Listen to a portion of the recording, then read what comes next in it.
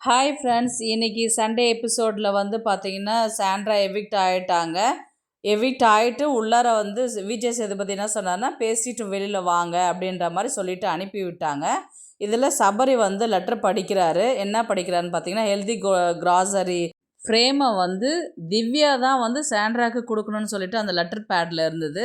அதுக்கேற்ற மாதிரி திவ்யா என்ன பண்ணாங்க, அந்த ஃப்ரேமை கொண்டு போயிட்டு சாண்ட்ராக்கிட்ட கொடுக்கும்பொழுது பார்த்தீங்கன்னா, சாண்ட்ரா என்ன பண்ணாங்க, தேங்க்யூடா அப்படின்னு சொல்லிட்டு அந்த ஃப்ரேமை மட்டும் வாங்கிட்டு திவ்யா ஹக் பண்ண போகும்போது அதை அப்படியே அவங்க ஸ்கிப் பண்ணிட்டாங்க. திவ்யாவுக்கு வந்து அப்படியே ஒரு மாதிரி நோஸ் கட் பண்ண மாதிரி ஆயிடுச்சு. ரொம்பவே மூஞ்சல் அடித்த மாதிரி திவ்யா ஃபேஸை பார்க்குறதுக்கு ரொம்ப பாவமாக ஆயிடுச்சு. அந்த மாதிரி பண்ணிட்டாங்க வித்தின் செகண்டில் சாண்ட்ரா.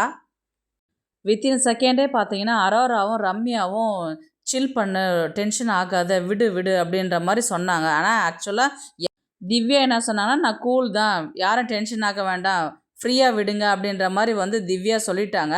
ஆனால் அரோராவே சொல்லிட்டு சொன்னாங்க, இதெல்லாம் தப்பு, ஹக் பண்ணுறதுக்கு நீங்கள் போகிறீங்க, அவங்க அந்த மாதிரி பண்ணக்கூடாது, இதெல்லாம் ரொம்ப தப்பு அப்படின்ற மாதிரி வந்து அரோரா வந்து திவ்யா கிட்ட சொன்னதுக்கு திவ்யா என்ன சொன்னாங்க, விடு பார்த்துக்கலாம், அவங்க கேரக்டர் இப்படி தானே அப்படின்ற மாதிரி திவ்யா வந்து சொல்லிவிட்டு உடனே விஜய் சேதுபதி சார் வந்தான்னு சொல்லிட்டு எல்லாருமே போயிட்டு லிவிங் ஏரியாவுக்கு வந்துட்டாங்க.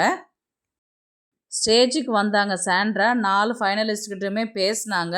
எல்லாருக்கிட்டையுமே வந்து நல்லா பேசிகிட்டு இருந்தாங்க. திவ்யா கிட்ட வரும்பொழுது மட்டும் பார்த்தீங்கன்னா, சாரி நீ திவ்யா, நீ பண்ணது வந்து எனக்கு ஒரு சில விஷயங்கள் எனக்கு பிடிக்கல, அதனால் நான் வந்து உங்கள்கிட்ட பேசலை நான் அப்படின்ற மாதிரி சொன்ன அடுத்த செகண்டே திவ்யா என்ன சொன்னாங்கன்னா, நீங்கள் பேசியிருந்தால் அது அந்த பிரச்சனையை சால்வ் பண்ணியிருக்கலாம், நீங்கள் ஏன் பேசலை அப்படின்றது எனக்கு தெரியல, நானாக வாலண்டரியாக வரும்பொழுது கூட நீங்கள் என்னை அவாய்ட் பண்ணியிருக்கிறீங்க அப்படின்னு சொல்லிட்டு திவ்யா வந்து சொன்னாங்க.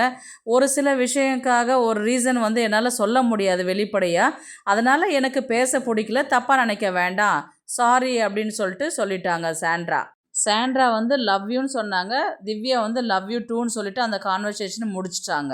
சாண்ட்ரா இன்னும் திருந்தலைன்றது தெரியுது. சாண்ட்ராவுடைய நடவடிக்கை எப்படி இருந்தது, உங்களுடைய கருத்து என்னன்றது கமெண்ட் பண்ணுங்கள். தேங்க்ஸ் ஃபார் வாட்சிங்.